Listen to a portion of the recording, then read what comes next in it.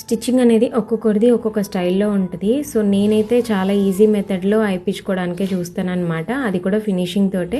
So ఇక్కడ నేను measurements చూపిస్తున్నాను, బట్ కాకపోతే ఇంకొంచెం ఎక్కువ ఫ్యాబ్రిక్ అనేది తీసుకోండి. నా దగ్గర ఫ్యాబ్రిక్ అడ్జస్ట్ చేసి స్టిచ్ చేస్తున్నాను ఈ మోడల్ వచ్చేసి. సో ఇక్కడ ఎలాస్టిక్ అనేది సపరేట్గా మనం వేరే ఫ్యాబ్రిక్ని అటాచ్ చేసుకొని అవసరం లేదు. లైనింగ్ ఫ్యాబ్రిక్ మీద నేను ఎలాస్టిక్ ఎలా పెట్టుకోవాలో చూపిస్తాను ఇక్కడ. సో ఇది ఒక పఫ్ హ్యాండ్ అనమాట. పఫ్ మోడల్స్ అనేది చాలా ఉంటాయి, నేను మోడల్స్ అన్నీ కూడా చూపిస్తాను 1 by 1. సో ఇక్కడ ఏంటంటే హ్యాండ్ అంతా రెడీ చేసుకోవాలి, లైనింగ్ అనేది అటాచ్ చేసుకోవాలి నార్మల్గానే. ఇక్కడ నేను ఒక 3 inches వరకు ఒక మార్క్ అనేది పెట్టుకుంటున్నాను. అక్కడ ఒక 1/2 inch పైన ఇంకొక స్టిచ్ అనేది వేసుకొని అక్కడ ఎలాస్టిక్ అనేది వస్తుంది అనమాట మిడిల్లో.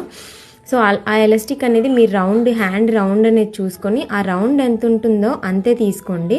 సో అప్పుడు మీకు టైట్గా ఉండకుండా కరెక్ట్గా ఉంటుందన్నమాట. ఇక్కడ ఎలాస్టిక్ని కూడా 2 sides కూడా నేను స్టిచ్ అనేది వేసుకుంటున్నాను.